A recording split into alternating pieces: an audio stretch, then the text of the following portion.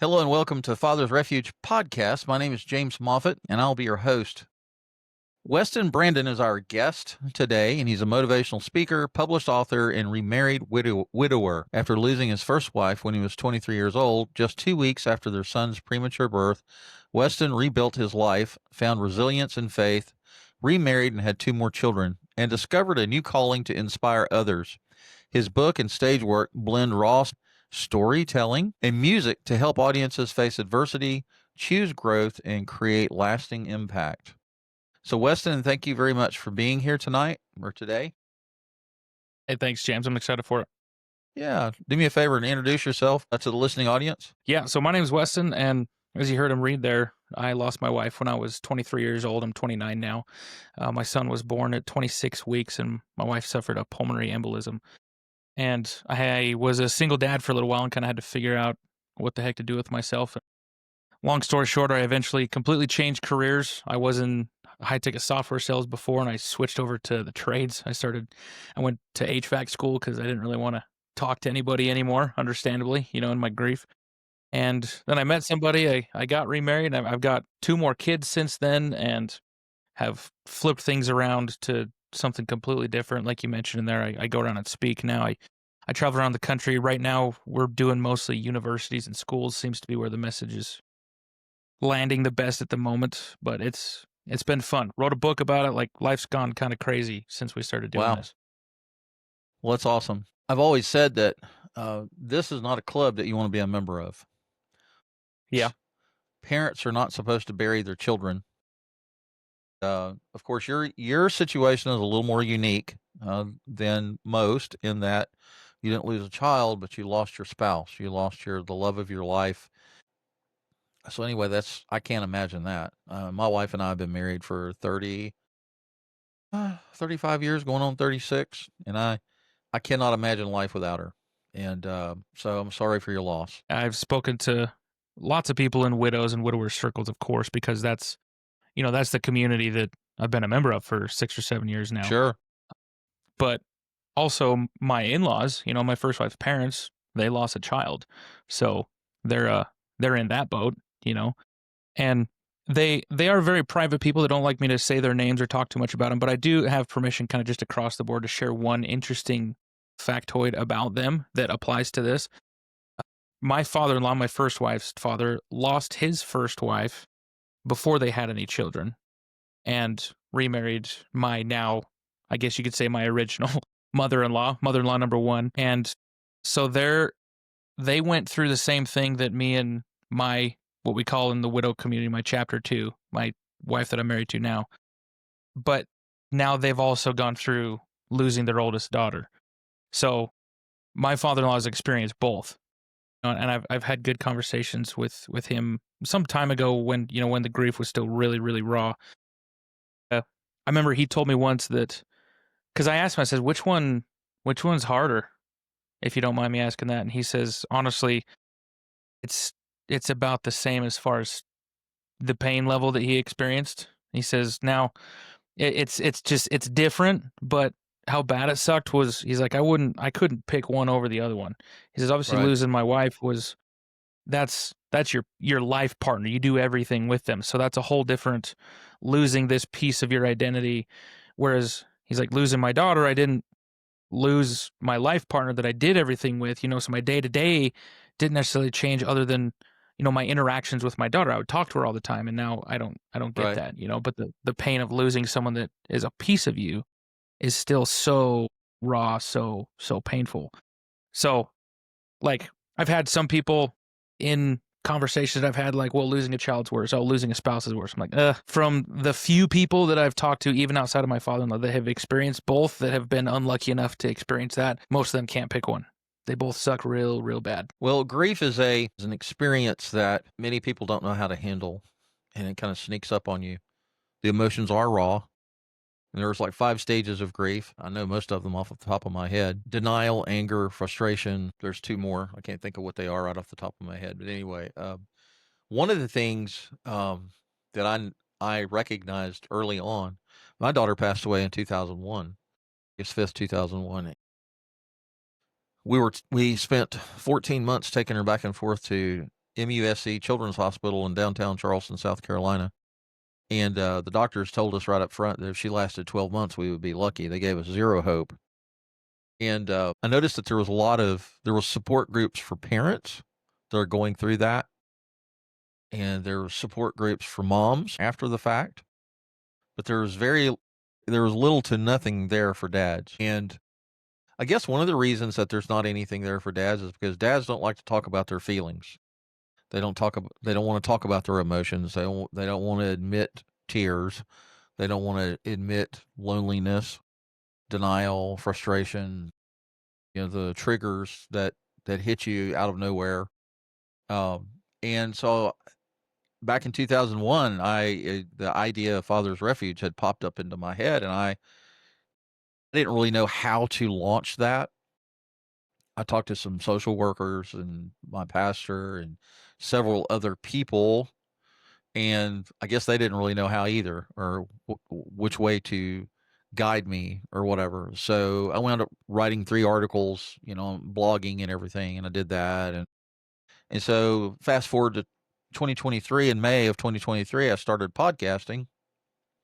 And I've got ABCs of Parenting Adult Children. I've got Liberty and Gun Rights. And I was talking to one of my parenting experts on one of the many doctors that I interview on the parenting podcast. Now, after we had turned record off, we were talking about stuff, and I had mentioned Jessica and all of that, and Father's Refuge, and she said, "Well, you have a lot to contribute to that community, and I would encourage you to think about starting a podcast and doing that." And I was like, it was like a light bulb came on, and I thought, well, I never thought about that. So here we are, and you're my first live interviewee, my first father, husband. And Well, I'm honored. yeah, I'm sorry you're here. I'm sorry that you're a part of the club. And I guess to my listening audience, I should have warned y'all in advance at the beginning of the podcast. I should have said, some of this may be difficult to listen to. There's some sensitive material. If you're a dad, you've lost a wife, significant other, whether it be a child or a spouse or whatever, then this may be difficult to listen to. And so if you need to quit listening at this point, I certainly understand. But maybe you can get to a place or a space to where you're able to come back and listen to it later. If not, hang on to your seats, and we're just going to dive right in. And Weston, if you'll I like on my parenting podcast, I ask for people to tell their parenting story. So I guess in your case, I'm going to say, hey, tell me about your grief story and whatever you want to share about it. Well, I think there's a saying something like grief never ends. You just learn how to walk with it, or whatever Right? kind Yeah, of you never get over it twist that ever. you just learn to move forward. And the biggest thing that I've learned, and I will get into the story here in just a second, but if there's anybody listening that is still in just raw where everything stings, it's like I compare it to like a really bad road rash where even just the slightest breeze just stings, it burns, and it's kind of your grief emotionally is like that for a little bit. But also just like road rash, there's things you can do to bandage it up a little bit and try to take care of it and make it less sharp, I guess, to where somebody says something well meaning, but kind of dumb. That happens. I think everybody Right? experiences that where Sure. people try to like, oh, one of the things that I hated, because I'm an absolute devout Christian man. When you mentioned your pastor and things like that, uh, in the church scene, people will be like, oh, part of God's plan, they're in a better place. He needed them more there than here. I remember when people would tell me that, I'm like, pardon my French, but that sounds like a really shitty God to me. That is rather selfish that he thinks he needs her more than me and my son need his mother, you know? And so just in that stage when it's really fresh and people will say that and trying to be, comforting and just trying to buoy you up. But when it's that fresh, like that fresh road rash, it just stings. Like even just somebody trying to put a bandage on it just freaking hurts. So if you're in that stage, then I absolutely understand that. And some of the things that I say here are probably going to feel like that, and probably other things you hear on this podcast too, because I'm sure that we'll talk about the things that we had to do to get to a point where we could actually start smiling and laughing again, where it wasn't like every single second of every single day was just aching with this emptiness that they're not here.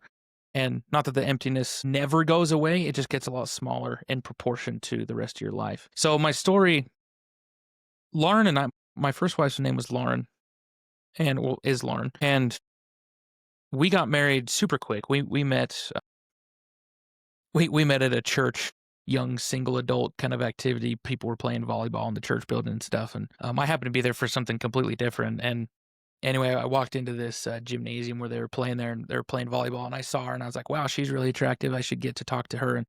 But then I told myself, I was like, no, I'm not going to do that, because I had made this bargain with myself. I was going to go out and do door-to-door sales for pest control just to make some money before I go back to school again the next semester. And I was like, I don't want to go on any dates and start a relationship just to say goodbye for 4 months. That seemed kind of dumb to me at the time. So I was like, all right, now we'll wait. I'll find her or whoever after. I'm not going to do anything. But she apparently thought the same thing, and she come over and just started flirting super hard, like kicking my foot, asking me what my name is, and all these kinds of things. And I was like, all right. But I was sticking to my guns. I'm like, I'm not asking her for a number. I'm not doing any of this. But she wasn't really taking no for an answer. And eventually, I kind of gave in. By the time we were leaving, we're going back out to our car. And she's like, well, I had a really good time. Kind of like, can we, kind of make me feel real guilty about it. And so I was like, all right, let's do something. We'll get your number. And we set up a date for a couple of days later. And then we were pretty much inseparable after that. We went on our first date, and we, you find the person and you can't get enough of each other. And even if you can't see each other that day, you're talking all day, texting, calling, Right. or whatever, and that's kind of how it was for a while. And we decided even a couple of weeks after that we were going to get married, which is nuts to what most people's advice would be, But the conversation I remember that we had was, there were things that I did as a teenager that I was super ashamed of, stupid stuff. And in my kind of mental health, bad self-esteem way, I was like, no woman's ever going to want me if they know some of the stupid crap that I did. And so when we're going, we're dating, I'm like, we got to have some conversation, like make sure there's nothing weird out of left field. Like some relative can't come out of nowhere and be like, did you know that your boyfriend or whatever did this? Or on her side, did you know your girlfriend did this when they, so like, let's have that conversation and get all of that out so that, there's no possibility of any curveballs coming out, because if God forbid something like that does happen, then be like, yeah, I already know about that, or whatever. So we one day decided that, like, hey, if we're going to continue down this road, it's going really well. Logically, this would, if it continues going the way that it's going, this would progress to us getting married, bar any deal breaker, like something like that, or some maybe mental health thing that one of us has that we don't know about. So we just had that conversation, got that all out there for a couple hours. And at the end of it, we're both a little teary-eyed and emotional about it, but neither of us was leaving. And we just said, hey, none of that's deal breakers for either one of us, even though it was pretty heavy on both sides. Mm-hmm.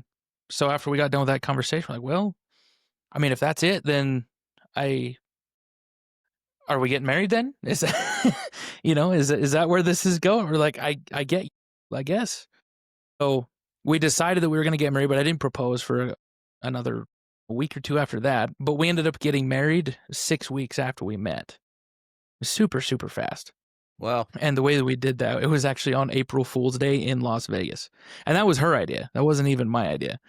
We kind of joked that I had this double proposal where I had proposed to her. We had the conversation, but I had this plan. We were already going to be in Vegas with some other family members for something completely unrelated.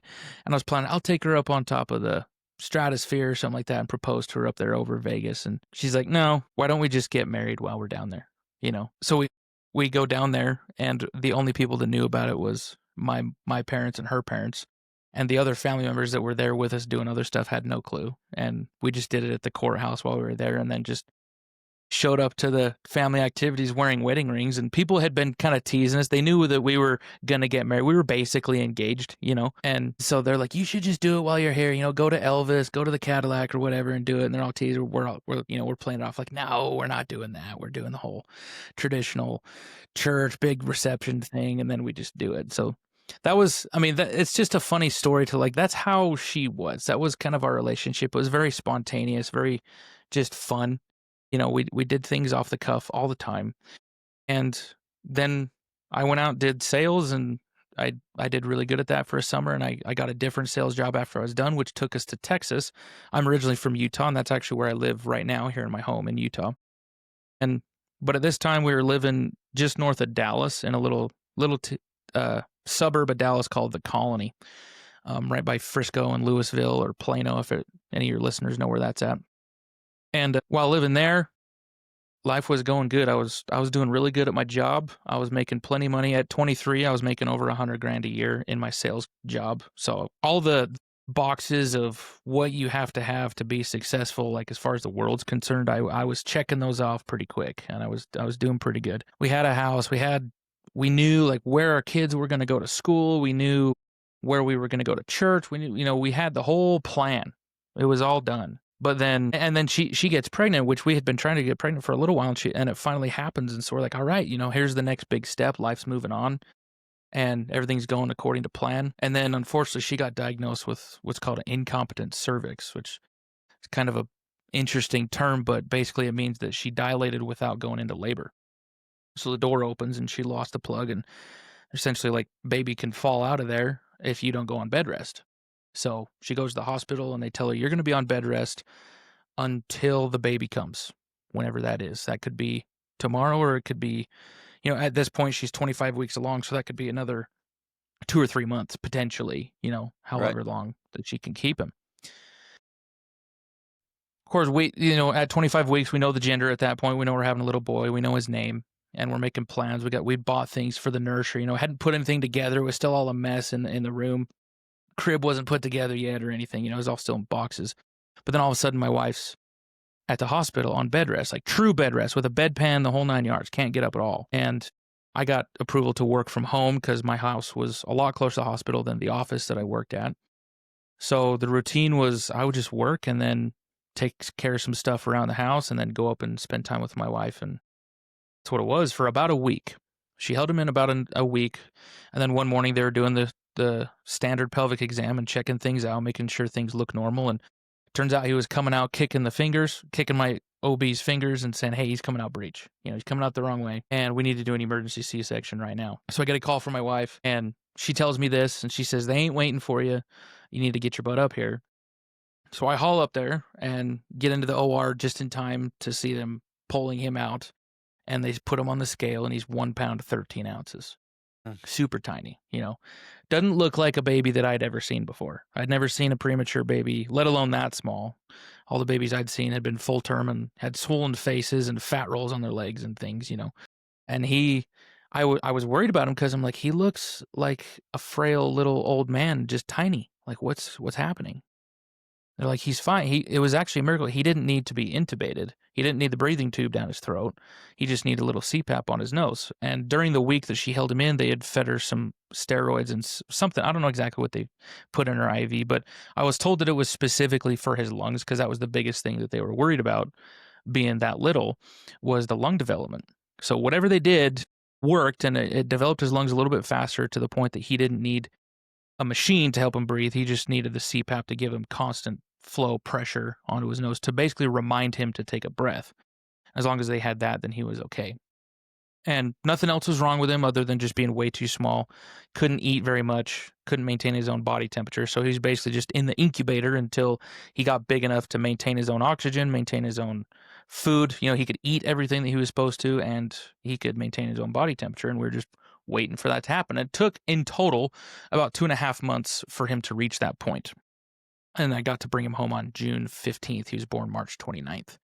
But in between that time is when I lost Lauren, because a complication from the C-section and the pregnancy, the bed rest, just this perfect tornado of risk factors happened. And she developed a pulmonary embolism, which is a blood clot, usually starts in your deep leg veins down below your knee. And that's exactly what happened to her.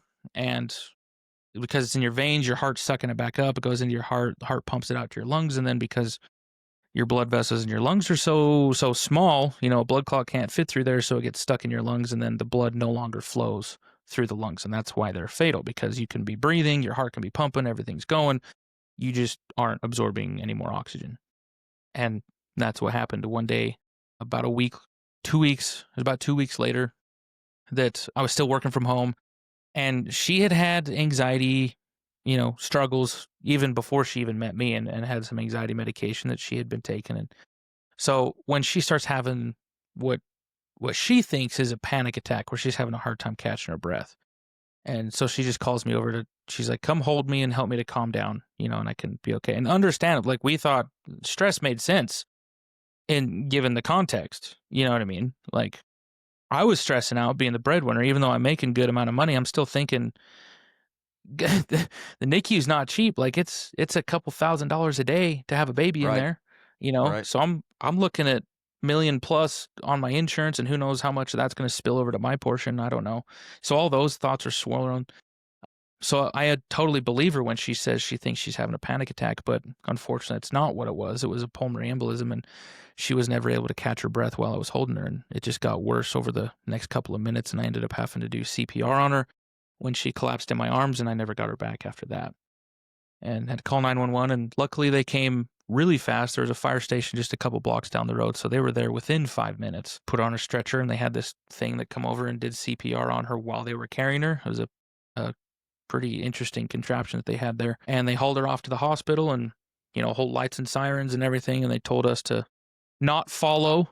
They're like, don't go as fast as we're going. You make sure you follow the street signs and stoplights and everything. But we met them up there, and they stuck us in a separate waiting room at the ICU that's not the main lobby of the ER. And then a social worker at the hospital was assigned to kind of be the information relay between us and the operating room, wherever she was at. And Right. we never got any good news. My in-laws, her parents were there as well. And so all three of us, and I think my brother-in-law might have even been there as well. But we were all in that waiting room. And finally they came back after, God, we'd been there maybe 20 minutes. They finally came back and says, okay, we finally have a pulse. We're not having to do CPR anymore. But they had to do CPR for, God, from the time she collapsed when I was doing it, it was probably over 30 minutes that they were doing it, which is way, way, way too long, be doing CPR. So I already knew, like, this, if she pulls through, this ain't going to be good. There's probably going to be some brain damage that's gone on. All these things are swirling in my head. And I, at that moment, I had kind of had my faith crisis. And I'm glad you mentioned church stuff on here, because I can't share my story a whole lot without getting a little bit spiritual, because it's a very huge part of my, I guess, my healing process, but also just my moving forward, just my life in general, especially now. I was a religious guy before, and I'm an LDS guy, member of the Church of Jesus Christ of Latter-day Saints, or Mormon, or like whatever term you want to throw on there. And I spent 2 years of my life in Florida knocking on people's doors trying to teach people about Jesus. And I dedicated 2 years of my life to that, and so I knew, I'm like, I've read the New Testament all the way through a couple of times. I know what he teaches about the resurrection and things, but all of a sudden in that moment, I'm like, I got to know, like it just brought it all to a head. Everything that I've been taught my whole life from a spiritual and religious standpoint, I was like, this is it. It all comes to a head right here. So the only thing that I could do, and when the social worker came back to that waiting room where we were at and told us they finally got a pulse, they said, we're getting all the equipment, we're getting the staff and everybody out of the room. Well, there's still a lot of people in there. We only have room for mom and dad right now. So, husband, you're going to wait here for just a few more minutes until we have room enough for you, and I'll come get you and bring you in. So she said, give us, 5 minutes and I'll be back. So they took my in-laws, and then I was left in that room by myself. And I didn't know what else to do, but I was super scared, super kind of upset with God. So I just kneeled down and kind of half yelled at him in prayer. And I was like, dude, if I ever need you to talk to me at any point in my life, like, this is it. This is the moment more than any other time. And I need to know. And so I didn't have any like physical scripture. They didn't have any sitting on a table there. They didn't have a Bible or anything there. So I just I had my phone, which had scriptures on it. It has a King James version of the Bible on it. We also use something called the Book of Mormon. It has everything on there. So I'm like, I don't care what it opens up to. I just need to be told something. So I open up that app and I just close my eyes and just start tapping on it, see whatever it pulls up. And it opened up to a scripture specifically talking about the resurrection. It was actually in the Book of Mormon, Alma chapter 40 was the reference. And I'm going to paraphrase it a little bit, but the way that very first verse started was, "Now, my son, I have somewhat more to say unto thee, for I perceive that thy mind is worried concerning the resurrection of the dead," was how the very first thing that I looked at started. So, like that was exactly what I was stressing really hard about. And when I read that, I had never had anything that I'd read anywhere in my life, scripture or not, hit me as hard as that did in that moment, and what I read about that. And it just reiterated what Christ taught about the resurrection, and that, we will be together again someday. And I'm just gonna have to lean on that. And I guess that was also kind of a way of saying without saying that she's not making it, you know? And that's what I was gonna have to lean on. So that became a pretty big crutch for me. That scripture became a crutch for me through the next while. It didn't fix my anger. I was still really upset with God for thinking that was okay to just take my wife from me. Especially, like, given the situation, especially, I'm like, I don't know, what am I supposed to do with this kid now? And how am I supposed to take care of him if I can't work? Am I just paying for daycare now? Like, he needs somebody. So I had no idea how I was going to do that. And I just ended up for the next little while just sitting in the NICU holding my son as much as I could, wondering what the hell I was going to do. I had some time. Somebody had started a GoFundMe for us and raised 30 or 40 grand to go towards funeral expenses and help maybe a little bit with the hospital expenses. So I had enough that I could take a breath for a couple months. I didn't have to worry too much. Unfortunately, we were in the process of getting life insurance for my wife at the time, but we hadn't actually finished it yet, and so I didn't have that to go off of. Unfortunately, I only got a little bit from her job. It was like a year's worth of her salary, which wasn't much. She just worked part-time as a pharmacy technician. So I at least had enough to cover the funeral expenses and to live off of for 3 or 4 months maybe. So I just took that time, like, I don't have to figure it out today. I had to figure it out soon-ish, but I don't have to do it today. And I can just focus on being with my son, at least while he's in the NICU. So, 2 months go by and he gets discharged out of the NICU. I bring him home. And then it was kind of like, all right, well, now what? Like, I'm in Texas. My whole family, with the exception of my in-laws, who were kind of living a little bit of a nomad life at the time in a big fancy RV, they would just live in that and drive all over the country and travel. So they brought it down there, So that was nice that they had the means to move wherever we went, But all of my side of the family and everybody that wanted to help and extended family of my wife were almost exclusively all back in Utah still. So I made the decision to pack up my space and move us back to Utah. And I moved back into my parents' basement, right back into the same bedroom that I lived in as a teenager when I graduated high school.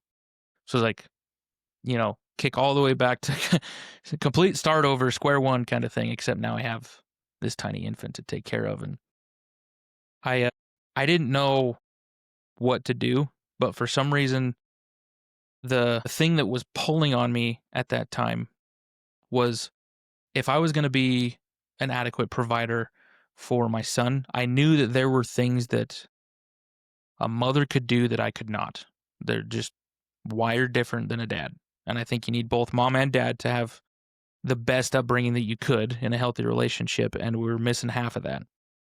So I felt like if I am going to give my son the best life possible, it doesn't have to be super soon, but eventually I feel responsible to do inner work within myself and my own emotions to be open to having another relationship again and getting remarried at some point. I didn't feel like it was going to be healthy for me or my son to completely dismiss that idea, even though thinking about it was extremely uncomfortable. It made me nauseous to think about anybody else, even just a faceless figure in my mind of just another person in the role of my wife.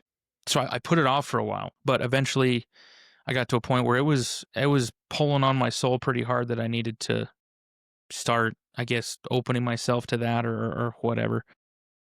So, and I was going through therapy at the time. I was very, very blessed. Shout out to Jason Wooten with a New Beginnings counseling group in Utah. He's a neighbor of my parents and basically gave me free therapy for 2 or 3 months when I came back. I just went over to his house and kind of had, therapy sessions with a licensed therapist there for free, which was super, super helpful and definitely needed to process some of that and deal with the horrific things that I saw, when my wife passed away. That's not a pretty sight, watching somebody's life leave them. I've never seen a movie where that's accurately portrayed, what that looks like, especially from a pulmonary embolism, somebody's suffocating or asphyxiating. It's ugly. It's a gross thing to see. And so I had to do some stuff in my own head to be able to process that practically and separate the emotion from it so that if I thought about it, it wouldn't immediately throw me into a post-traumatic, freak out.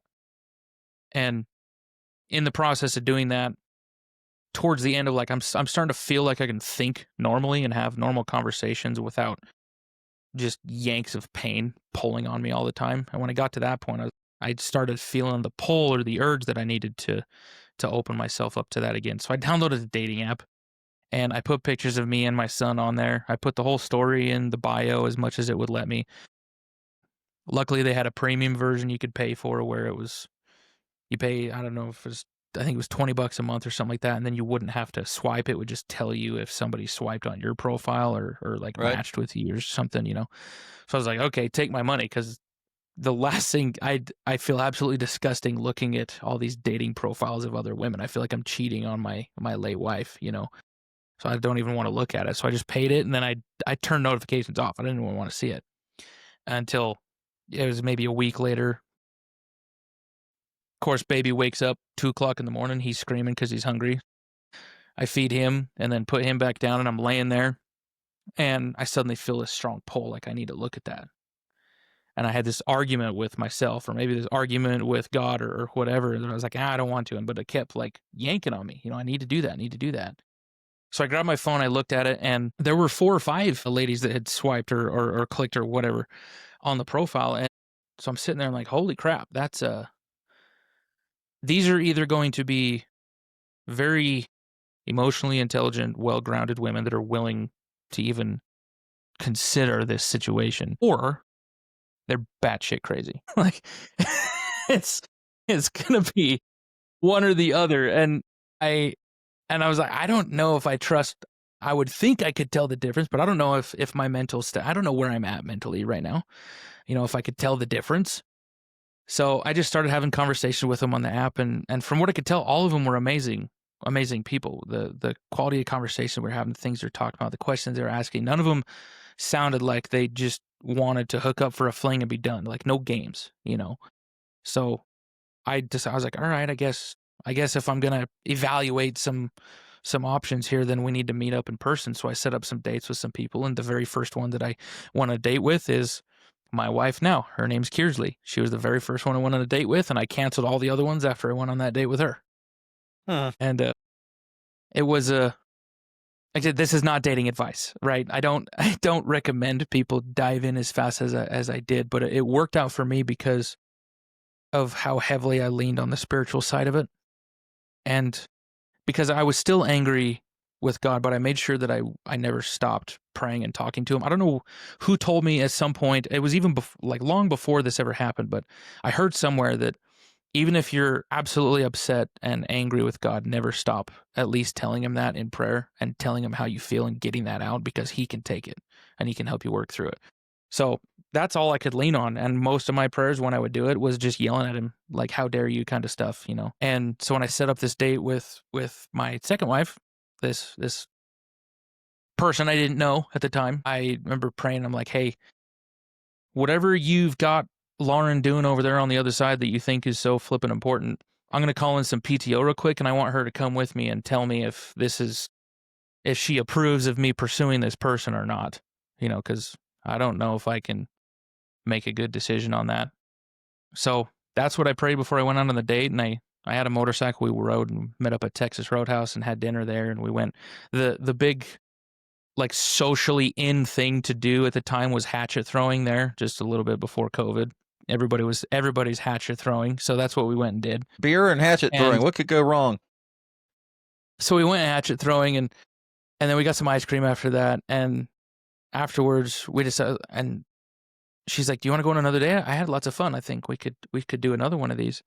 I'm like, yeah, let's do it. And so she gets in her car and she's driving away, and as she's driving away, I'm watching her drive, and I just said out loud, I said, well, babe, what do you think? And God, the feeling that hit my chest was like physical. It felt like something hit me, and this big warm feeling just rushed across my whole body. And it was like, gave me goosebumps everywhere. And I was like, that was different. I'm like, whoa, that was cool. I didn't feel like that was like, you have to marry that person, but it was more like a you don't worry about pursuing her. Like I approved, that would be okay. I didn't feel like there was any kind of warning with that.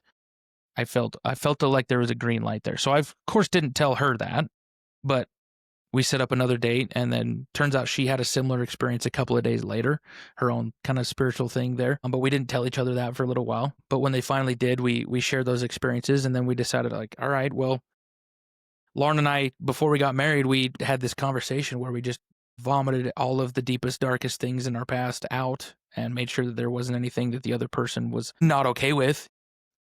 And so we had the same conversation with each other again, and again, no deal breakers were found. And we're like, all right, I guess that means we're getting married then. We're like, sounds like it. So and we started ring shopping, and that conversation happened kind of on accident, actually. It was a little bit my fault. I didn't even mean to start that conversation, but my wife Kearsley, she was married previously before me, and it was not a good relationship, and she ended up getting divorced just a few months after they were married. She was very young when she got married. And so she was just sharing, some of the experiences that she had in this previous relationship, and just letting me get to know that side of her and some of what she experienced. And in my head, I was thinking, I had such a good relationship with Lauren, my first wife, and I can't wait to show you what that looks like. But that I accidentally started saying that, and I was like, I can't wait to, and I got to like, I can't wait, and then I realized it was coming out my mouth instead of just in my head, and I bit my tongue, and I just stopped. I was like, what are you saying right now? You can't say that. You can't just, so then, but she knew exactly where I was going with that, and she's like, you can't wait to what? Like pulled it out of me, So like, all right, I guess let's have this conversation then. Where do you see this going, kind of a thing. And so then that was it. And Kearsley, she came in, nobody even asked her to do this, but she just came right in and essentially took over as like primary caregiver for my son. And at this time, he's still, he's past what his original due date was, but he's still a tiny baby. My wife, he was born end of March. My first wife passed away middle of April. We met in August, 1st of August later that year. And this conversation that we had was probably halfway towards the end of August somewhere. It wasn't very long. And she just comes in and she's over all the time taking care of Vance, and she loves the heck out of this little guy and just took him in as her own. And nobody asked her to do that. Nobody expected that of her.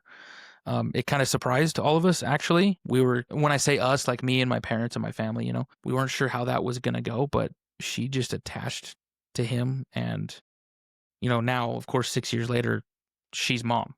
So that's all he knows her as his mom. And then Right. his first mom, his biological mother, Lauren, if people can see, it's blurry, but that picture right there is of his biological mother, Lauren, and her organ donor badge is right next to it. So she's part of our family, My kids know her as Mommy Lauren. And whenever we talk about Mommy Lauren, that's who we're talking about, And they've all seen pictures of her. They've seen pictures of Vance when he was tiny in the hospital. Like nothing is weird for them. It's just our family. That's what our family is to them. And then above that, I have my first wife's favorite painting of Christ right there. And I bought that after she died and hung it on the wall because she liked that, because she thought that she was that lady in red. If people just listen to the audio, the painting is of a lady in a scarlet dress, kneeling down, resting her head on Jesus's knee, and he's just got his hand on her shoulder. Because she felt like that woman kind of coming back to him, because she lived a crazy, crazy college life and did a bunch of crazy stuff that you shouldn't be doing if you're following the gospel kind of stuff, And so she always wanted that painting. So when she passed away, I took some of the money and I got an original version of that and had the author autograph it for me and stuff. So that cost me a couple grand to put that on the wall, but that's what that is behind here. And that's why I have it as my podcast background whenever I'm doing videos. So anybody that sees me on video, they're like, oh, cool, it's just a painting. It's just, some stuff. But really, like, this is the story right here behind me. Everything Right. there tells the story, And inside the credenza back there, there's photo albums of, she played college softball. So all her college softball pictures are in there. Pictures of the kids when they're babies, And then on the other side over here is pictures of me and my wife when we served our missions. That we make a little plaque of where we went and served, because she served as well. We got Bible, a bunch of scripture stuff sitting right there. Like all the things that we care the most about are right there behind me in the background of when I do podcasts, because this is, this is the story. This is what we care about. So that took a little bit of time. That took a lot of time, actually, but that's the story. That's my background that I come with, and that's the signature story that I break down, obviously very short, just share snippets of when I'm on stage talking about, grief or getting through things like that. But there you have it. I appreciate you sharing all of that with us. There's a couple of similarities that you talked about. When my Jessica was born, she was 3.5 months premature. I almost lost my wife in during childbirth. Luckily, I didn't lose her. She had to have a C-section. Jessica was in the Texas Medical Center Women's Hospital for 3.5 months, and she was like 1 pound 7 ounces. Really, really, really, really tiny, and Yeah. uh, so she finally came home with us, and she was relatively healthy. And so my last episode, episode 7, was the crazy man at the end of the road. If you haven't listened to it yet, you probably ought to. But it is a accurate portrayal of who I was during the 14 months of begging God, bargaining with God to take me and not her. I was like, God, Mm-hmm. if somebody needs to die, so you need to take somebody, you need to take me, because I'm a worm compared to her. My little girl's a little angel, right? And she needs to stay. Yeah. And so the crazy man at the end of the road wound up doing a little bit of drinking, and I'd be, I'd have a beer in one hand and shaking a fist at the sky in the other, and it'd be pouring down rain, lightning. I didn't give a shit. I was like, I was telling God what I thought, right? And well, it was kind of dangerous behavior, but I didn't really care at this point. Yeah. And Your give a so, damn gets busted. yeah, so as people of faith, I guess you could say we experience a crisis of faith. My faith, my wife's faith, my family's faith, uh, has never been challenged as much as it was then. 24 years later, 23 years later, 24 years later, um, I don't have all the answers. Still, there's still questions. I still have questions when I go see Jesus after this is all said and done on this rock. I got some questions for him, and I'm gonna hope that he can explain it to me in a way that I'll understand it. You know, and that's natural. It's natural. I think some people on the outside looking in, especially when we're men of faith, when they're looking outside in at us, and I guess it all depends on our humanity and who we are as Christians and what our background was and all that. But I think some people it's like how people look at pastors, right? They forget that pastors are just human beings like the rest of us, right? Yeah. Yeah. They're they're the under shepherd under Christ. He is the leader of his flock, right? But he's not perfect. He's not superhuman. He doesn't have all the answers.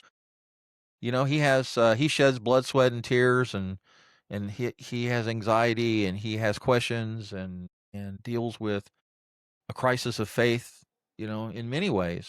And so I guess when people look at us from the outside and see how we're reacting to that cataclysmic experience in our life, they're maybe a little bit surprised that you're, coming apart at the seams, or oh wow, he's walking down the street with a beer in one hand and cursing God in the other, and bargaining and trying to barter and Yeah. My so version of yeah, that was I just get on my motorcycle and I would go as fast as I could around the sharpest corners that I could imagine. I'm just, telling them like, I dare you to take the wheels out from under me, just kind of doing stuff like that where you're just doing stuff to almost piss God off on purpose just because you're mad at him, is kind of what I felt like for a while. Cause you mentioned those 5 stages of grief, and I think there's some nuance to it. Of course, I don't think that's just a theory, but the denial, anger, bargaining, depression, and acceptance, right, is what they say, and that anger lasted for a lot of that. The anger and the bargaining happened together. The anger and the depression happened together, and it wasn't for me until I had met Kearsley, my chapter 2, my second wife, and we'd even gotten married, and I had found joy again in my life. And one of the biggest things that I realized about myself, especially I think people learn this when they have children also, is that, you have one child, and having another child doesn't replace that first child in your heart, right? Like your heart just expands to fit another person. And before it happens, there's no way you can fathom how you could love another child as much as you do your first child, you know?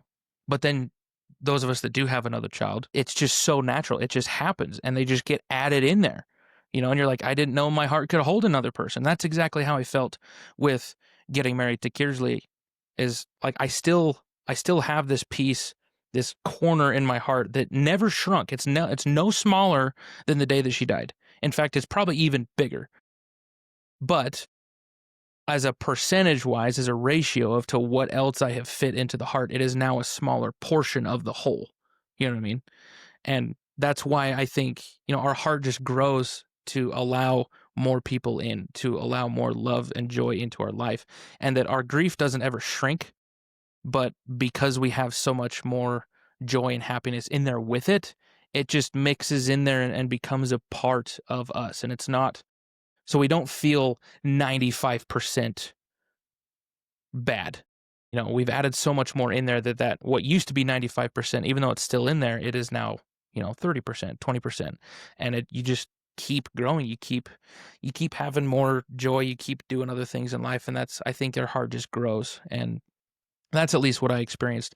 So then the anger subsided. I didn't have one day where I just woke up one day and suddenly I wasn't upset with God anymore. In fact, I had a rather humbling and incredible spiritual experience just a few weeks ago, where I had realized for the past few months that there was still something with my relationship with God that was off, and it was bugging me that I couldn't figure out what it was. And I was praying about it. I was journaling about it. I was trying to figure it out, but I'm like, there's something up here. I'm not connecting with him the way that I know I can. And I realized that I still had a lot of anger in there. And I felt like now that I was doing this speaking and writing the book and stuff, I felt pretty pressured from him to do that. It was never something that I ever considered wanting to do up until just a few months ago, where I had a pretty powerful experience. Like, you need to share your story, And I went up to this men's retreat run by a group called Warrior Heart, and they based this retreat off of the book Wild at Heart by John Eldredge, which is absolutely excellent. You're talking about Father's Refuge. You want to talk about like finding your heart again and connecting your heart back to God in a healthy masculine way. That book is absolutely excellent. One of my favorites. So these guys have this men's retreat that's based off of a lot of what's in the book. And I go up there and they have these sessions where they had a clinical therapist, licensed therapist, go, for 30, 45 minutes, give a little presentation, speech, whatever, kind of a session on a particular topic. And then after they were done, you would have 45 minutes to an hour where everybody up at this lodge ranch place up in the mountains wasn't allowed to talk unless you were praying with somebody. So then you just had time with you and your journal. And I had this experience where I realized that I felt fatherlessness from God, that there was this gap of like what scripture says he's supposed to be, but what he had been to me. I felt like he had kind of abused me. He'd kind of beat me up and just forced me to become something that I didn't want to become. And I took that to him, and I had this experience where he brought up that scripture in Jeremiah, before I formed thee in the belly, I knew thee. And that scripture came to mind, was like, no, you asked me for this. Not in a like, shut up, stop complaining, you asked for this kind of a thing, but more like, we co-authored together how your life was going to go, and this was part of it. And you wanted to become a light. You wanted to become a beacon of hope to people, to help fix their lives, point them back to me in your own unique way. And in order to become that, you have to go through some really heavy stuff and things that people can relate to, and deal with a lot of pain so you can become somebody like that. And that's what you wanted. And this is a part of that. So I had this huge spiritual shift and this huge emotional shift within me, where I stopped viewing God as an abusive father, just forcing me to do stuff and checking in every once in a while to make sure I was still alive, but rather in his mercy giving me what I asked for. Because when I had that, I was like, you know what? Just knowing me, my personality, I could absolutely see me doing that. because that's just how I've been my whole life. Going to doing summer sales, going to do like my career choices, everything that I did in life was just like, let's just go, let's just attack it, do the hard stuff. So I'm like, that sounds like me. Yeah, that makes sense. So now we're here. I can't wait till I have another one of those experiences and unearth another rock with my spiritual relationship. But that was a big one. So, and I felt impressed to share that because I think some people probably still, a lot of people in grief are going to be mad at God for the rest of their life, and want them to realize that God is merciful, even in the pain, you know, even in the sorrow and the tragedy. I think I think there'll be a certain subsection or percentage of people, men, dads, that are going to be listening to this podcast episode that may not be men of faith, that may not have a faith in God, right? And Sure. and I don't really know how to speak to that place that you're in, but I would highly recommend that if you're in pain, and you probably are, I would recommend that you look in your community. Call 211 United Way. Say, hey, this is where I'm at. This is what I'm experiencing. I need help.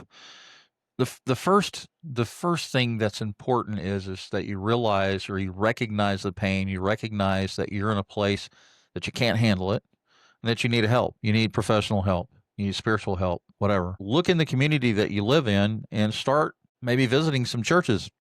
You know, they're not going to have all the answers necessarily, but you can find some solace. You can find some companionship. You can find people that will come alongside you and listen to your story and be a sounding board. A lot of churches have pastoral care counseling. They have family counselors, marriage counselors, and while that may not all be free per se, I'm sure a lot of them have a sliding scale according to your income, and you could start there and get some help, but don't try to handle it yourself. Don't try to handle the pain yourself. Try to practice some self-care. I tell this to moms on the parenting podcast. Self-care is not selfish rather. But yeah. Self-care is not selfish. Self-care is important. And you can't. So important for dads. Sorry to interrupt you. I think that's so important No, for you're men fine. because even outside of grief, I've started getting more involved in just men's mental health support in general. And there's a resource, if any of your listeners in Utah, there's a group that I've started working with to try to promote and do some benefit events for, called the I Love You Bro Project. And what they do is just they put together free men's support groups where you can just come, and they're usually held in a counseling office, but it's after they've closed, and it's free and anonymous to come. Where you just come, and it's just a group of guys that are just talking about the stuff that they're going through, getting some support, because we're social creatures. As much as men in their bravado sometimes don't want to admit that, we're still very social creatures, at least social with the people that we relate with. You know what I mean? And being able to be in a position where you can talk about it, you can share just the weight that you have on you is so important. Because and what you said about the self-care is not selfish, because I think just dads in general, I mean, I can't speak for everybody, of course, but from my perspective at least, dads have this huge weight to take care of everybody else. I think moms do too, but it's just a little different perspective for dads than it is for moms. Like dad has to, most families, dad's the breadwinner, by and large. Some families it's not, but most of the time, dad's the one going to work. Dad's the one putting the roof over the head, and dad's taking care of stuff. Making sure that you got all the I's dotted and T's crossed to make sure we have everything we need. And sometimes we feel guilty if we take time away from that for any kind of self-care, that we're doing our family a disservice, or we're doing ourselves a disservice. We're being lazy, something like that. And of course, you can go all the way to that extreme, yeah, but that you got to have a balance. You know what I mean? There goes. You got to have a balance where but you got to take care of yourself, because if you burn yourself out, then you lose more productivity doing that than you would by having to recharge in some way. And a lot of times it takes community, it takes talking about it and getting it off your chest. You can't hold on to that. It just festers and it does you no good. Well, thank you, Weston, for sharing your heart and your story with us today. I appreciate it. To all the fathers listening, I hope you felt encouraged, knowing you're not alone in your grief. Until next time, remember your story matters, your grief matters, and there's always hope. Our website for Father's Refuge is www.fathersrefuge.com. Common spelling, fathersrefuge.com. Sign up for the free newsletter and get future updates and resources. You can send me an email at fathersrefuge@proton.me, fathersrefuge@proton.me.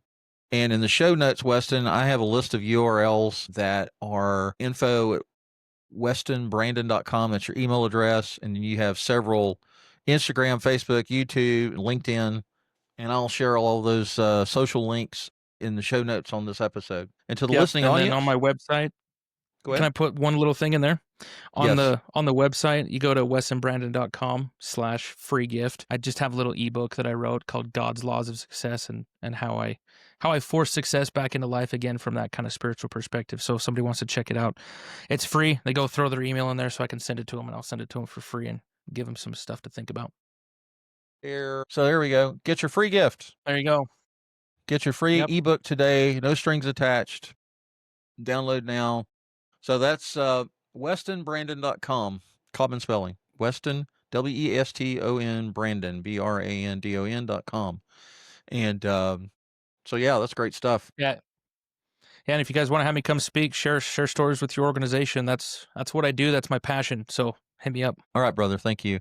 And to the listening audience, I will say thank you for the privilege of your time. Just know that grief's not always, it's never ever going to just go away. You're going to have people tell you, oh, just get over yourself. You know, it's been 3 years, 5 years, 7 years, 10 years, 15 years, 20 years, whatever the time period that people have this unrealistic expectation that you're just going to flip a switch and everything's going to be normal.